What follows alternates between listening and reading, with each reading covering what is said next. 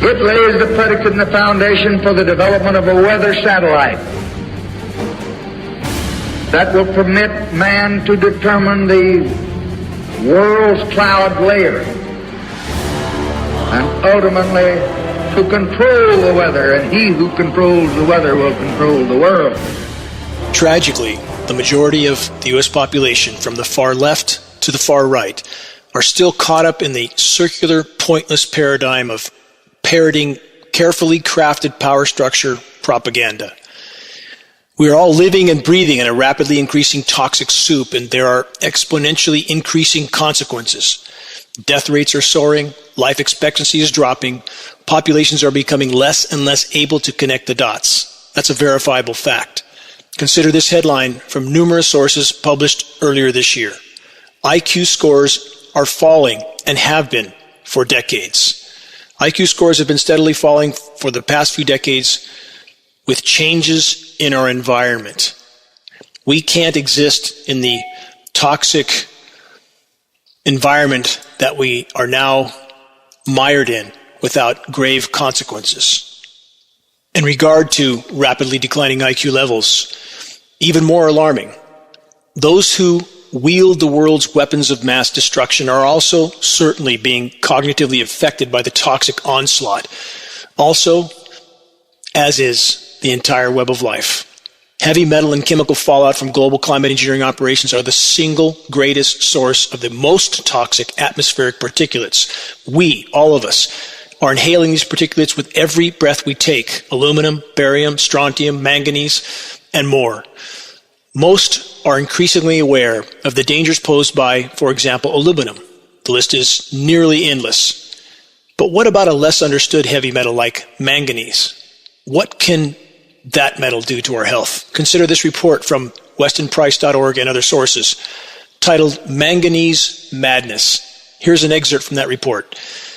Neurology textbooks identify manganese as a neurotoxic metal. In 1837, as far back as 1837, an English physician noted that some workers in a manganese mill appeared lethargic and their faces unexpressive.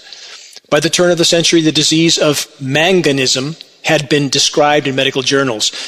The disease struck miners exposed to toxic dust and appeared to cause emotional lability, irrationality, hallucinations, and impulsivity.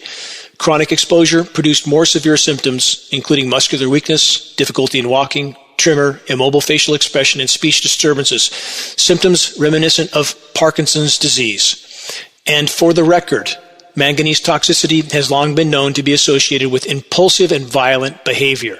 Yes, toxic heavy metal particulates from climate engineering fallout are in every breath we take.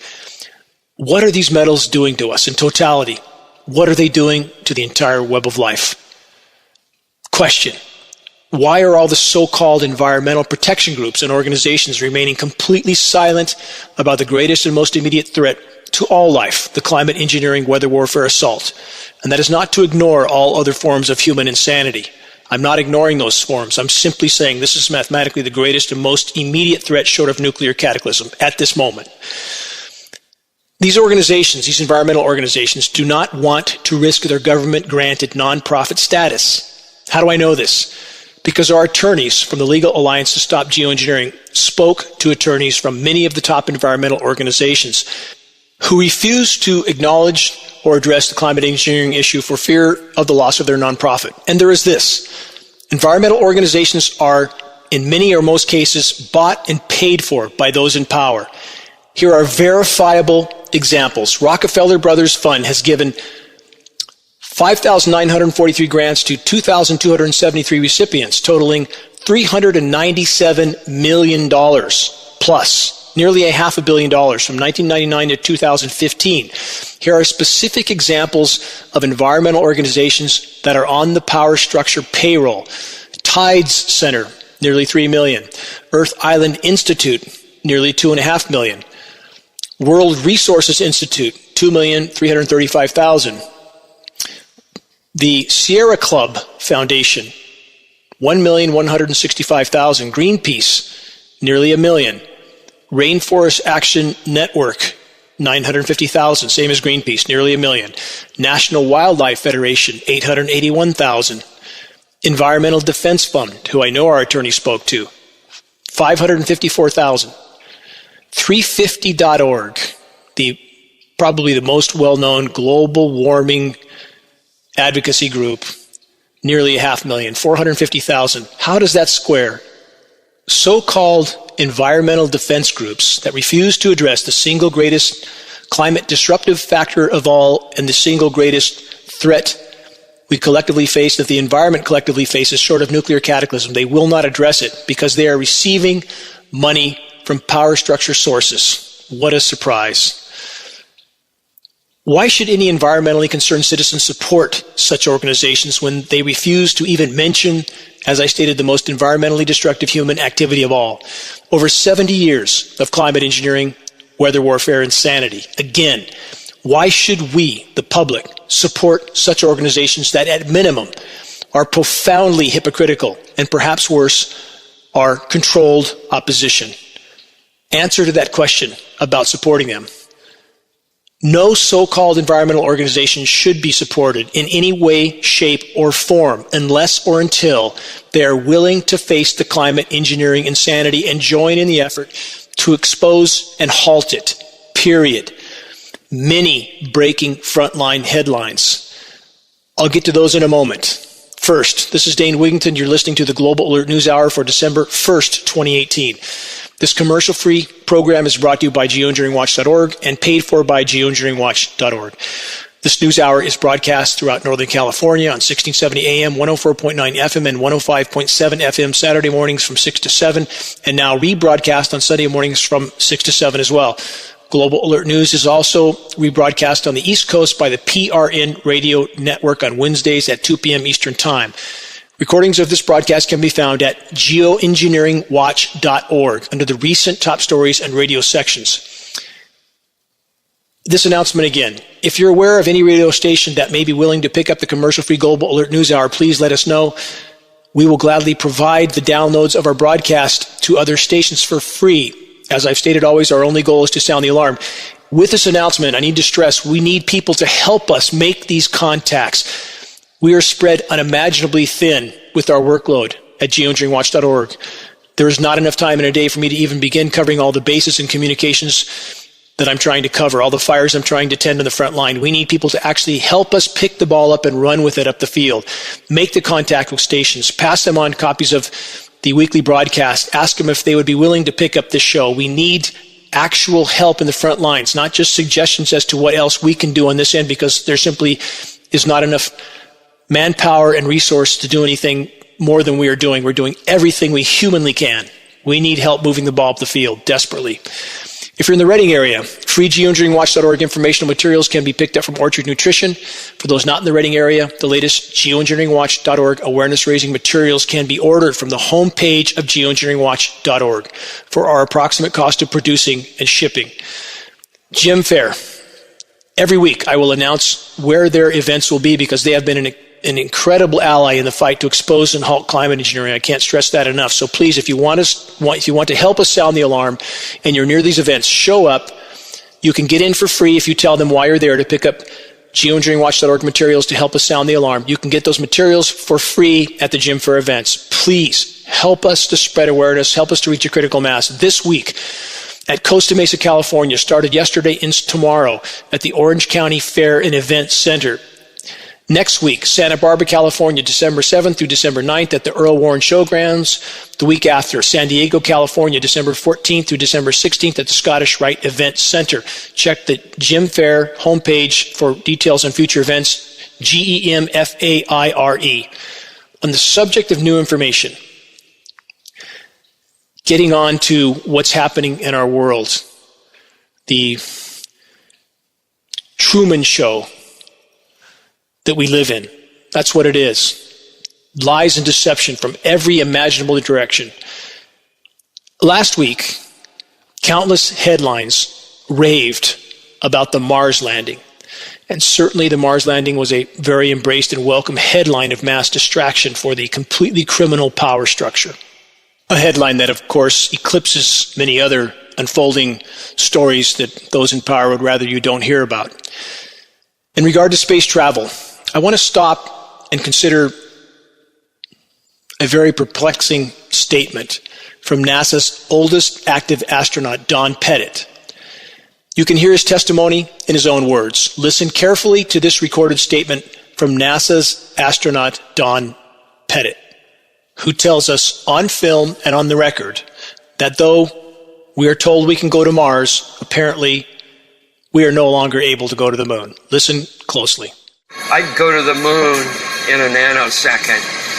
The problem is we don't have the technology to do that anymore. We used to, but we destroyed that technology, and it's a painful process to build it back again. But going to Mars should be one of the next series of steps that humans do. The first step should be going back to the moon for a number of technical reasons and exploration reasons, and then after that, Mars, maybe high orbit in Venus atmosphere, maybe going to Europa. There's all kinds of targets to go to, places of interest in our solar system. The only limit to human future is in our own imaginations. So to summarize what NASA's oldest active astronaut, Don Pettit, just said, he said that we lost the technology to go to the moon. Can't go there anymore. We can go to Mars and other places, but we can't go to the moon anymore. To follow up on that statement that you just heard from the mouth of NASA's oldest active astronaut, let's look at this story from Forbes.com, and numerous other sources confirmed the NASA quote that Pettit gave, that we lost the technology to go to the moon. Here's the Forbes headline: How we lost the ability to travel to the moon. That's from Forbes magazine. Many covered this. Why isn't that troubling to people? How could that possibly be the case? So we have all been taught and told that driving a dune buggy around the moon over a half century ago in the 1960s was no problem. But we can no longer go to the moon because, again, quote, we lost the technology. Really? Does that seem rational to anyone? For the record, someone is not telling the truth. Should this be any surprise? Not giving any conclusions on any of this. I'm just saying, shouldn't we be asking questions? We're truly living in an insane asylum. On the subject of not telling the truth, let's consider the blatant and verifiable lie of a growing economy on a dying planet, which, for the record, is impossible. As I've tried to point out countless times, biosphere collapse equals economic collapse equals collapse of industrialized, militarized civilization. No other possible outcome. That's the course we are on. From numerous sources, just to point out some of the lies of the better-than-ever economy that so many choose to believe because the complete Ponzi scheme of the stock market is artificially being pumped up by endless dollar printing. Here's the headline from multiple sources: GM to slash up to 14,000 jobs in North America. Just an example. As the walls close in and power structure desperation goes exponential, the push for more invasions and even more global conflict will continue to escalate. On that note, this next headline from multiple sources is no surprise, or should come as no surprise. Here's the headline. Here we go again. U.S. accuses Iran of hiding chemical weapons. Does this ring a bell for anyone from previous U.S. adventures in the Middle East? How short people's memories are. How obvious does it have to be that the U.S. is doing their best to take down Iran and install a puppet government, just like Iraq and countless other countries over the last 100 years? No, the U.S. constant military invasions and occupations are not about freedom and democracy. It is about empire. It is about the resources necessary to run that empire. Power structure desperation and conflict go hand in hand. The unfolding biosphere collapse and resource depletion is rapidly fueling that power structure desperation. And for those who mistakenly conclude that a just criticism of our country's actions is somehow advocating for another country, any other country, no, that's absolutely not the case. All countries, all governments are completely corrupt. The criminality is in direct proportion to the size and power that is wielded by that country. Where does that leave the U.S.? Who controls an unimaginably massive military industrial complex that is larger than the next 10 militaries combined. Moving on, back to the home front. Question: how are Americans holding up? Answer: not so well. Consider this new report from multiple sources. Opioid crisis, suicides, driving decline in U.S. life expectancy, says the CDC, Centers for Disease Control. Life expectancy in the United States has now declined for 3 years in a row from that report. And let's consider and not forget the skyrocketing Alzheimer's, dementia, diabetes, respiratory mortality. Life in a toxic fishbowl will continue to take an ever greater toll on all of us. The highly toxic heavy metal nanoparticulates from climate engineering fallout are in every breath we take. This is certainly a primary factor fueling the rapid health and life expectancy decline, something those in power will hide from the population as long as possible. How's the weather? Overcast with a chance of drizzle for a week to 10 days. That's the AccuWeather forecast, or at least it was a day ago. The weather in Northern California and so many places around the globe is completely different than it was even slightly over a decade ago. It's been changing rapidly. How few even notice this? I live on top of a mountain where when storms came in, we had consistent, sustained winds of 80, 90 miles an hour that would snap trees off. We don't get that anymore. Yes, we have gusts now and then, but there is a condition called global stilling. Please look this up. To go along with global dimming, which I'll cover in a moment, there's global stilling. How would climate engineering affect the wind? Because it affects convection, and convection is the primary component for driving wind, differences in pressure zones. So, yes, I know there are horrific winds in places, in fact, record winds in places and record storms, but overall, need to remember that word, overall, global precipitation is diminishing, which is impossible on a warming planet unless there's a factor we're not being told about, which is climate engineering, global stilling, less wind overall, and pressure is being built up in the system because of climate engineering. The more they climate engineer, the more they will decimate Earth's natural life support systems, and the more pressure they will build up in the system so that when climate engineering is stopped in one way or the other, it will stop. The blowback, the rebound will be ever more horrific. In fact, cataclysmic. The longer, every single day they do this, pounds more nails in our collective coffins and makes the blowback that will occur when climate engineering is stopped, and it must be stopped. It must be stopped. To not stop it, and academia argues that once you start climate engineering, you can never stop because of the reasons I just described. That is not true. It's like telling a drug addict that once you start doing drugs, you just have to do more and more and more because withdrawals are too hard. That's not a truthful statement. If you don't stop as an addict, you will die. If we don't stop climate engineering, our planet's done. It's done. Even if we stop, we face immense challenges. Too many people. I've had this discussion too many times with too many people that somehow have convinced themselves that nothing we do to the planet causes any harm other than climate engineering. That's the only problem. And that is not a rational conclusion. Not a rational conclusion. Every form of human activity that damages the planet or alters the energy balance of the planet is a problem. It's a form of climate engineering. Let's focus on climate engineering first and foremost, but please look at the whole picture. Because if you take a position that nothing else we do to the planet causes any harm, that's not rational, it's not accurate, and that ensures that academia will not join us in this fight because they know better. We need to unite the tribes. If we're to have any chance in prevailing in this battle, we need to unite the tribes. So back to the weather. These days and days and days we have now so often of featureless skies, no rain falling out, moisture being migrated over the top of the U.S. West, migrated further inland in the country to where that moisture is utilized to create engineered cool downs. Another huge factor not being acknowledged even by people who claim to be fighting climate engineering. Chemical ice nucleation for weather modification, the engineered cool downs. Please review that whole section on the homepage of geoengineeringwatch.org, Engineering Winter. Now, listen carefully to the next headline. How big does the geoengineering elephant in the sky have to get before it's finally acknowledged?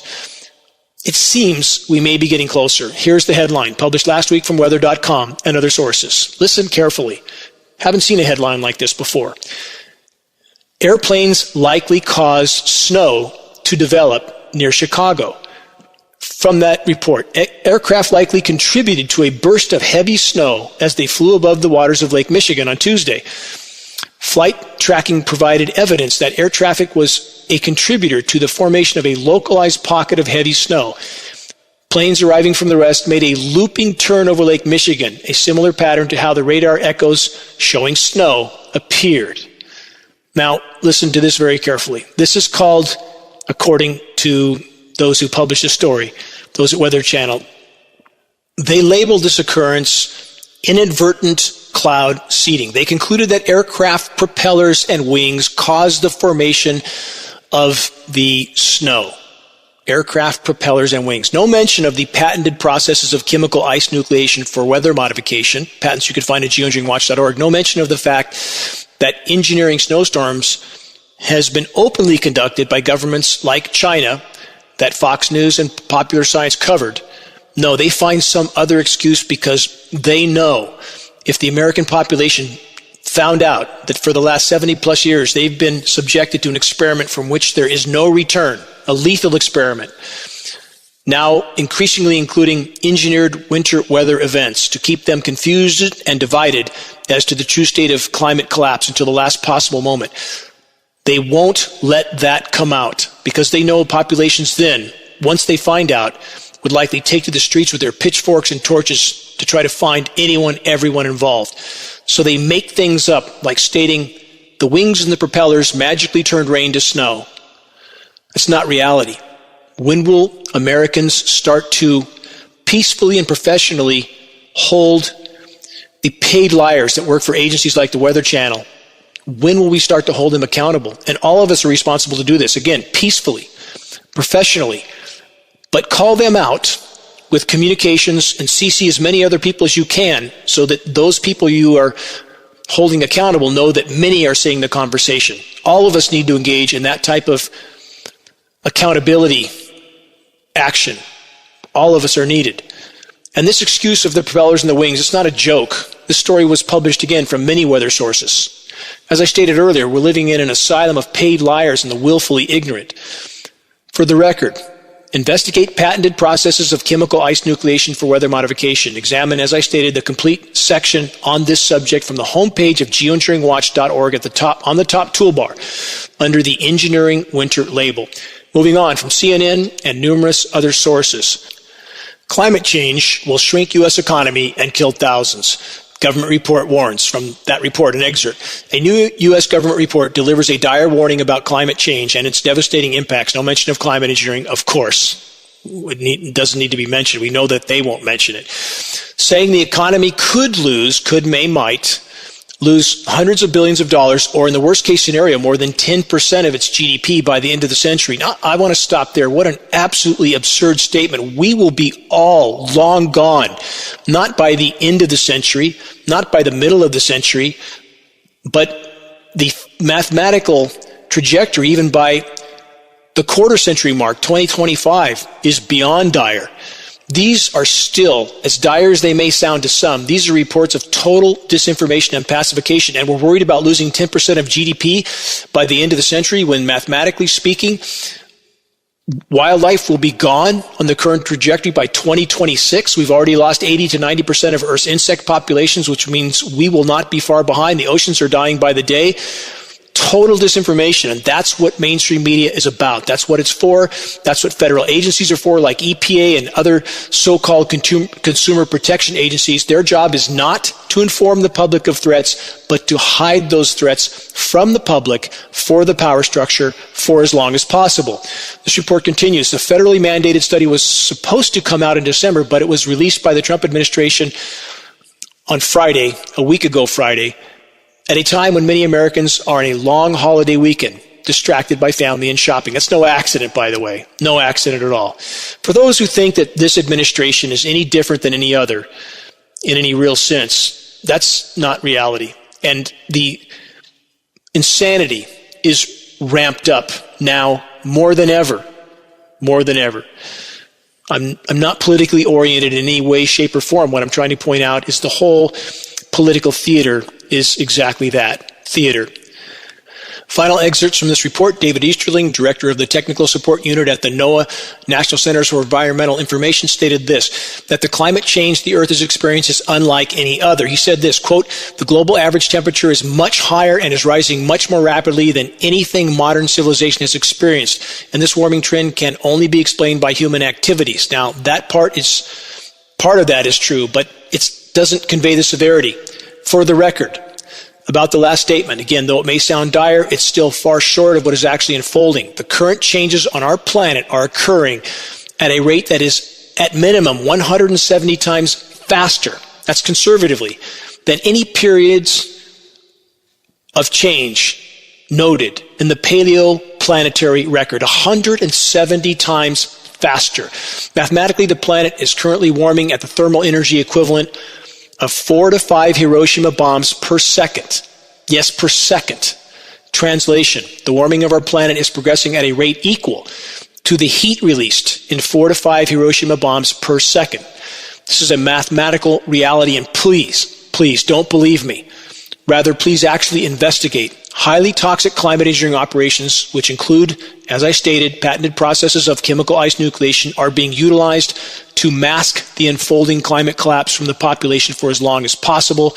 The oceans have so far absorbed the vast majority of this heat. The oceans are dying. More on that in a moment. The climate engineering elephant in the sky is getting ever harder to hide in plain sight. Consider this new report from CBS News and other sources. Controversial spraying method aims to curb global warming. Question, how ridiculous does our reality have to become before people wake up and look up and understand that everything that these mainstream sources are describing, everything, every detail is exactly what we see happening in our skies, and yet the quote authorities, the quote experts deny what we can see with our own eyes, and the public is all too happy to go along with that denial. More on that later in this broadcast. But here's an excerpt from this report. New York, they state, a fleet of 100 planes making 4,000 worldwide missions per year might help save the world from climate change. Also, it may be relatively cheap. That's the conclusion of a new peer-reviewed study in Environmental Research Letters. The report continues. It's the stuff of science fiction. They state, planes spraying tiny sulfate particles into lower stratosphere. The idea is to help shield the Earth from just enough sunlight to help keep temperatures low. Can't people connect these dots? What do we see in our skies? Jet aircraft spraying particulates. This is not condensation. It is not condensation. Doesn't deductive reasoning tell us you can't have a grid pattern one day and nothing the next? You can't have an aircraft leaving a trail from horizon to horizon next to an aircraft leaving nothing? You can't have condensation turned on and off. We have many film footage clips of this happening. We have photographs of the nozzles mounted on the pylons aimed into the exhaust jet stream to make this look like condensation. We have photographs of the aircraft interiors with tanks. We're asking people to examine the data. And yet the denial continues to deepen. The report finishes with this. The researchers examine how practical and cost effective a hypothetical solar geoengineering product would be beginning 15 years from now. The aim would be to half the temperature increase caused by heat-trapping greenhouse gases. This is so absurd. These programs have verifiably started 70 years ago, and academia still continuing to portray the entire human race and the web of life, still pretending that what we see with our own eyes in the skies we don't see. And I can tell you they're blocking the sun. That's how I got into this battle. My full solar off-grid home, losing immense amounts of solar energy from what these aircraft were emitting, immense amounts. This is solar radiation management. They finish with this final statement. This method would mimic what large volcanoes do, filling the sky with particulates. Here's another parallel report from CNN, dimming the sun. The answer to global warming? Question mark. Report stated this, excerpt. Scientists are proposing the ingenious, quote, but as of yet unproven way to tackle climate change, spraying sun-dimming chemicals into the Earth's atmosphere. They go on to say this, the technique would involve spraying large amounts of sulfate particles, like the last article stated, into Earth's lower stratosphere. The scientists propose delivering the sulfates with specially designed aircraft. Well, we covered that fact. For how long? That's what geoengineeringwatch.org is about, disclosing this issue, that academia has so far not had the moral fortitude to help expose. I hope that changes. If you're in academia, you're listening to this, you have an obligation to your children, to everyone's children, to the web of life. You have an obligation to tell the truth, whatever the cost. If you're involved in any way, shape, or form with these programs, stop. Look in the mirror. Change directions. Question: do these articles just covered ever mention the fact that all life on the ground will be forced to breathe the highly toxic climate engineering fallout? No. The reports don't mention the true primary element used in climate engineering operations is aluminum. Finally, and most importantly, the articles are total disinformation, again, as the climate engineering weather warfare assault has been going on for over 70 years already. The toxic brew we are all breathing is not only killing us, it's killing the insects. And as I stated, if they cannot survive, we will soon follow in their path. Another headline on that in a moment. Though geoengineeringwatch.org has reported on this issue for years before mainstream media acknowledgement, and though I have reported on this in, as I stated, numerous previous broadcasts, here's yet another confirmation of our research on the insect collapse. This new report, this is a new report. I know I've covered this before, but now becoming impossible to hide from mainstream media. The insect apocalypse is here. What does it mean for the rest of life on Earth? Excerpt from that report. The current worldwide loss of biodiversity is popularly known as the sixth extinction, the sixth time in world history that large numbers of species have disappeared in an unusually rapid succession. And again, right now, 170 times faster than any previous mass extinction. And this time it's not caused by asteroids or ice ages, but by humans. In 2017, a science study reported that major population and range loss extended even to species considered to be at low risk for extinction. The study predicted that, quote, negative cascading consequences like co-extinction, which I covered last week, on ecosystem functioning and services vital to sustaining civilization. And the authors offered another term for the widespread loss of the world's wild fauna: biological annihilation. That's what's occurring.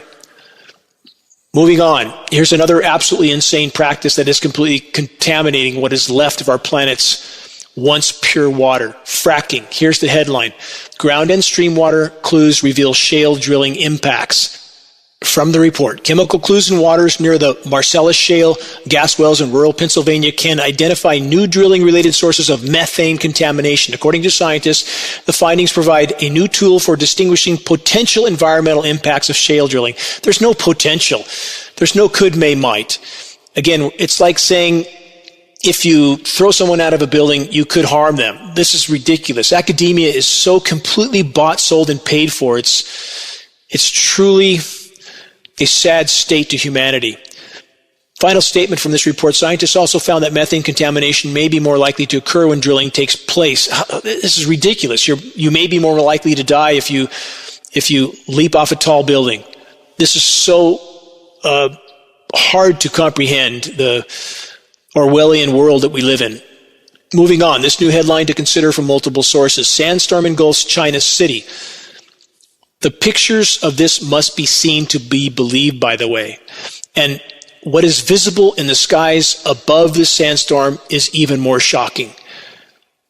An extreme aerosol spraying assault over the sandstorm, just like we recorded at geoengineeringwatch.org. For those live broadcast listeners that might not have seen it, we recorded time-lapse film footage of massive jet aerosol spraying occurring directly over the smoke canopy for the campfire, directly over. And we know these particulates from lab tests contain massive amounts of aluminum. Aluminum is an incendiary dust. It's flammable, being sprayed directly over the fire zones. What's going on? And why isn't the public concerned? We know these fires are not natural. They are unprecedented. More on that in a moment from other parts of the world where it's happening right now. Another headline from Canadian media source CBC, this new report: how BC destroys a key natural wildfire defense every year, just like Ryan Zinke is trying to do here. Provincial rules require spraying of fire-resistant aspen trees to make way for valuable conifers. Let's kill the forest to make room for some sort of commercial operation, using pesticides that kill everything else. Business as usual. Loot, plunder, pillage until there's nothing left. That's what's happening in Canada. Same thing happens here when our timber companies clear-cut whole swaths of forest and spike the other species of trees to make room for genetically modified conifers. That forest is dead for any form of wildlife. It's done. It's happening everywhere.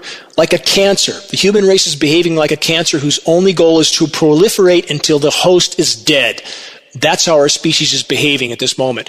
Another headline from 9news.com.au, Channel 9 News Australia. This news report, Queensland firefighters stretched by unprecedented heat wave. More than 70 wildfires are burning across Queensland as an extreme, unprecedented heat wave blasts the state. This is happening now. Record-breaking heat, unseasonably low humidity, dust storms, and thunderstorms that may not bring rain are in the forecast for parts of the state. Same thing that happened in California, same thing that happened in Finland, Sweden, Norway, Canada, Siberia, Alaska. This summer in the Northern Hemisphere is happening now in the Southern Hemisphere. Another headline from multiple sources, this new report. Extreme heat increasing in both summer and winter. A new study in the Journal of Geophysical Research, a publication of the American Geophysical Union, examined absolute extreme temperatures, high temperatures in summer and low temperatures in winter. The new study found both relative and absolute extreme heat events have increased across the U.S. and Canada since 1980. I realize if you're in the engineered cool-down zones in the U.S., the only anomalously blue below normal temperature location on much of the planet for much of the last decade, because the U.S. has such a massive military, can conduct massive geoengineering, chemical ice nucleated cool downs. If you're in that region and you think because it's cold where you're at, it's cold all over the world, that is not the case. I will state again for the record. The eastern half of the lower 48 of the United States is 1/200th of the Earth's surface area. 0.5%, 0.5%. That is not indicative of the entire planet. Please look beyond your own doorstep, beyond your own windowsill. Please look at the global picture. It is not getting cooler. It is getting exponentially warmer. And this is not about Al Gore. It's not about carbon credit shams. It's about reality. It's about climate engineering that's making the issue far worse, not better. Moving on. Greenhouse gases triggering more climate changes than we can handle. This is a recent study published in Nature Climate Change, provides one of the most comprehensive assessments yet of how humanity is being impacted by the simultaneous occurrence of multiple climate hazards strengthened by increasing greenhouse gas emissions. No mention of climate engineering ever from academia, ever. This is absolutely criminal. It's criminal. And I hope people in academia and elected officials and people in agencies understand that when the population wakes up to what is going on and understands what part they may have played or did play in the criminal climate engineering cover-up, they should be concerned about that, and one can only imagine that such an enraged population will hold every single individual that was a part of these programs or a part of the cover-up, that the population will hold them legally and morally accountable.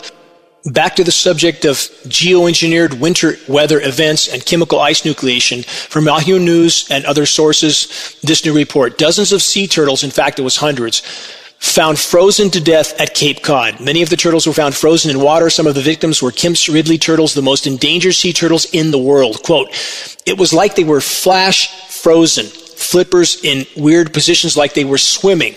Robert Prescott, director of Massachusetts Audubon Society's Bay Wildlife Sanctuary, told Cape Cod Times, frozen while swimming. This is not natural. This is chemical ice nucleation. If you've never seen the lab tests shown on geoengineeringwatch.org, again, research the entire engineered winter section and look at the lab tests we have that show a lab demonstration of chemical and biological ice nucleating elements freezing a vessel of water instantaneously. That's what's happening. How can you have frozen events like this in seawater that's far above freezing temperatures? And seawater, by the way, doesn't freeze until 28.4 degrees. Seawater is not freezing there, so why is the surface freezing? Because of chemical ice nucleation. It's wreaking havoc in the environment. In South America, previous events in recent years killed up to 250,000 alpacas from this process. I've already covered multiple times South Dakota. 100,000 cattle died from a so-called snowstorm in October with temperatures of 40 degrees. Cattle laying around in mud days later because of chemical ice nucleation that killed them in a similar manner. chemical ice nucleation that so few are not acknowledging. And on that note, let's consider this headline of disinformation, this particular example from ArmstrongEconomics.com. The headline is "Global Cooling is Real." It says, while NASA has now confirmed that the outer atmosphere is getting colder, it seems desperately insane for people to keep denying the possibility of global cooling that is already taking place. Really? We've just passed now the 406th consecutive month of above normal temperatures. The only place that's anomalously cool consistently is the eastern half of the U.S. lower 48. And we have disinformation sources like this, whether willingly or because of complete ignorance, pretending that these engineered cool downs are real, and thus confusing and dividing the population as to the true state of climate collapse. And that is one of the primary purposes of climate engineering. Confuse and divide the population on the true state of climate and biosphere collapse until the last possible moment, and sources like this are perpetuating that lie. For the record, mass whale beachings continue around the globe. Our oceans, as I stated, are superheating, acidifying, and dying. We're on course for a catastrophic condition known as Canfield Ocean. If the oceans die, we die. If the insects die, we die. If the trees die, we die. If the ozone layer collapses, and it is, we die. All of this is converging at once. We don't change course, soon we're done. Moving on. This new report from multiple sources. Antarctic melting slows atmospheric warming and speeds sea level rise. From the University of Arizona. Another new headline from the LA Times and numerous other sources. Climate change will harm the entire nation if the U.S. doesn't act now, federal report warns. And understand, I have no faith in the institutions publicizing these reports. Is their data wrong? Yes, it's wrong. But in the opposite direction of what most are choosing to believe. It's far worse than anything any of these reports state. I stand on the record with that statement. It's exponentially worse than any of these reports state that we'll be in dire straits by the end of the century. We will be long gone, all of us. The planet may look like Venus by the end of the century. Don't care if you don't believe that. That's not my business to make someone believe. I can't do that. It's not in my power. All I can do is report the data from the front lines as we reported going back nearly a decade that what has happened in California would happen in California. And even now that it has happened in California, very few still willing to face the truth. I hope that changes. Another headline from the LA Times on that note of the fires. From the LA Times, why California fires seem like they're getting worse. Seem like? What an absurd statement. Here's a statistical fact. Between 2003 and 2007, a total of 5,379 wildfires burned in California. In 2017, close to twice that of the 5-year number burned. 9,133 fires in a single year. And it seems like it's getting worse when 2017 had twice as much fires as a 5-year period earlier in this century. Only a decade ago. This is absurd. Nobody's telling the truth. Question, what sort of weather do the climate engineers have scheduled for Northern California as we enter December and head toward the next round of holidays? Based on the latest NOAA extended forecast maps, the geoengineers, aka the weather terrorists, have a very large-scale engineered cool-down in store for much of the U.S. and a highly toxic weather scenario that will include extensive chemical ice nucleation dispersions over the available cloud moisture. Now, moving on. From numerous sources, this report should be carefully considered for what it's really about. Here's the report. Donald Trump's climate change tweet lambasted by scientists. He's a dangerous clown. To the scientists, you're dangerous tools of deception. You're not telling the truth either. Scientists have called out President Donald Trump after he once again used the cold weather to question the existence of global warming, as I said, over and over. That's why so many engineered cool downs are taking place over the most populated zones of the U.S. to create just the kind of controversy that's going on right now.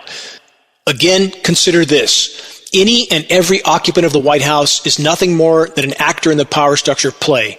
Their political stripe is irrelevant. One of the primary roles assigned to presidents by those in power is to create maximum polarization and division in the population. And now more than ever, this is the case with the current puppet in the White House. What does the power structure do while the population is being distracted with orchestrated political theater? The military is further inflated. On that note, consider this new report from numerous sources. Congressionally mandated new report urges massive U.S. military increase. What a surprise. Build up the military.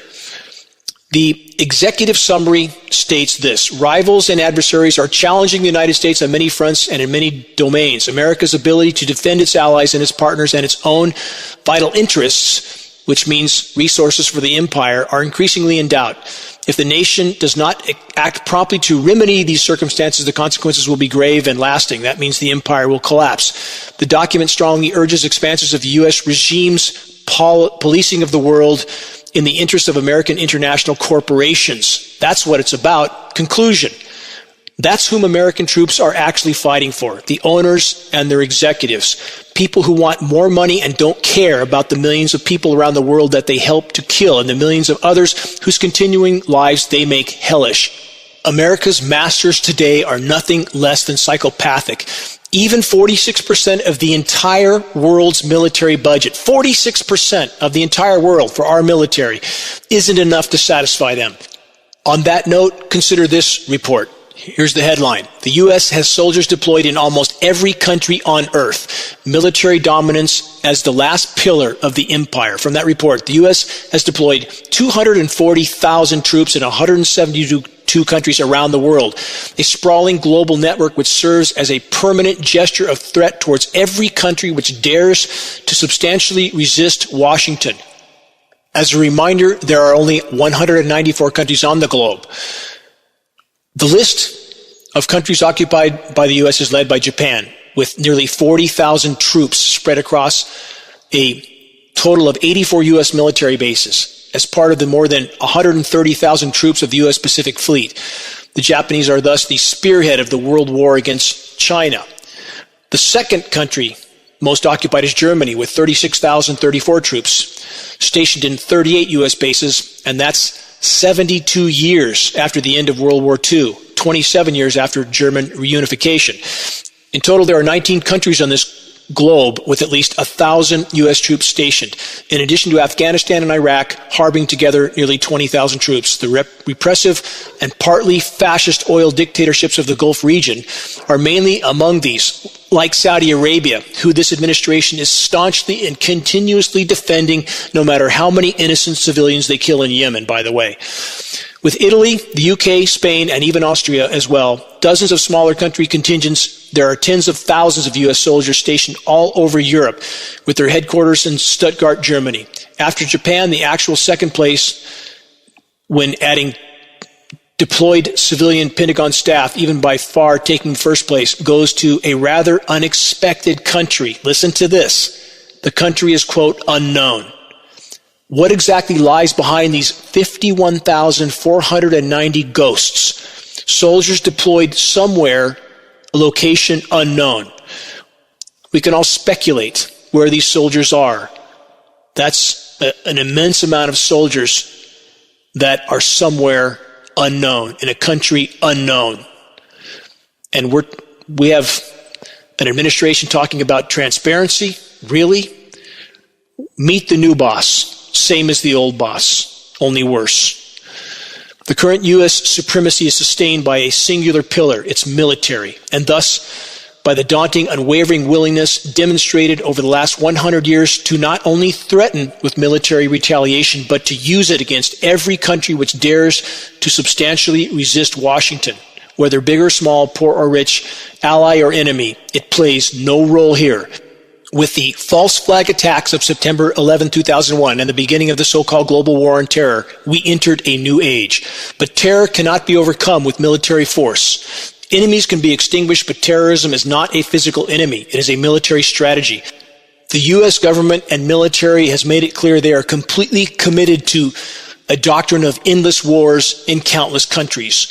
With a mentally ill, ultranationalistic, all-militaristic and megalomaniac narcissist in the White House, it is certainly hard to imagine a non-bloody scenario for the 21st century. And for the record, I put all previous administrations going back a very long way in the same category, like Obama, the drone king, the killer of more civilians with drones than any other administration, or Bush, both Bushes carrying out wars of aggression, or the Clintons. Why isn't Hillary Clinton in jail? Why hasn't Mr. Trump put her in jail as he promised he would? It's all part of the play, all part of the theater, all previous occupants of the White House, also criminal, also a part of the power structure. Please look past the orchestrated political theater and focus on the wider horizon. There are many dire truths that are incredibly difficult to face, but if we are to have any chance, we must face those truths. Consider this from author Scott Peck, author of The Road Less Traveled. Dedication to reality, regarding a total dedication to the truth. Our view of reality is like a map with which to negotiate the terrain of life. The truer and more accurate the map, the more we will know where we are and how to get where we are going. While this is obvious, it is something that most people ignore because our route to reality requires difficulty and persistent effort. We are not born with maps, we have to make them. Some stop making maps by the end of adolescence. Their maps are small and sketchy. Their views of the world narrow and misleading. By the end of middle age, most people have given up the effort. They feel certain that their maps are complete and no longer are they interested in new information. Only a relative few continue until death, exploring the mystery of reality and truth. The biggest problem is that even the maps we have need to be continually revised. Our vantage point changes rapidly. As children, we are dependent and powerless. As adults, we may be powerful. In illness or in old age, we may become powerless again. Having children, having money, or being poor requires more revisions of our old maps to meet changing realities. And the process of making revisions, particularly major revisions, is sometimes excruciatingly painful. Herein lies the major source of many of the ills of mankind. Because when we ignore new information, we often ignore it actively and viciously, even attempting to manipulate the world so as to make it conform with our particular view of reality. Regarding openness to challenge. So what does a life of total dedication to truth mean? It means, first, a life of continuous and never-ending stringent self-examination. The life of wisdom must be a life of contemplation combined with action. Examination of the world without is never as personally painful as an examination of the world within us. Therefore, the majority steer away from it. But the further one proceeds along the path of self-examination, the less painful it becomes. It also means a life of willingness to be personally challenged, exposing our map to the criticism and challenge of other map makers, other individuals. Otherwise, we live in a closed system, a closed bell jar, rebreathing the same fetid air. The tendency to avoid challenge is so omnipresent in humans that it can properly be called a characteristic of human nature. But this trait is not essential or beneficial or unchangeable. Another characteristic of human nature, perhaps the one that makes us most human, is our capacity to do the unnatural, to transcend and hence to transform our own nature. A life of total dedication to the truth means a life of total honesty, a never-ending process of self-monitoring to assure that our communications reflect as accurately as humanly possible the truth or reality that can be factually verified. The reason people lie is to avoid the pain of challenge, insofar as the challenge is legitimate. Lying circumvents legitimate suffering, and hence must be considered a condition of mental illness. The bottom line is this. If we are to have any chance of even near-term continued survival on our dying planet, we, all of us, each of us, must find the strength of will and courage to rise above our programming, to rise above ideology, preconception, and bias. We must constantly work to keep clear the lens through which we view the world. We must remember that we do not exist to loot, plunder, and pillage the web of life. Rather, we have an obligation to the web of life. This must always be remembered and considered. We do not own our lives. We owe them to the web of life, to our children, to the whole. Our free will can never be taken, ever. We must not give up in this epic battle for the greater good. We must not yield to the gathering darkness. Every single individual that is awakened by our collective efforts matters. Never forget that. The only place solace will ever be found is in fully facing the gathering storm head on. Stand up, make your voice heard, march with us in the all-important battle to fully expose and stop the insanity. starting with the ongoing global climate engineering weather warfare operations. Check the homepage of geoengineeringwatch.org for specific activist instructions on how to help turn the tide. Until next week, this is Dane Wigington with geoengineeringwatch.org.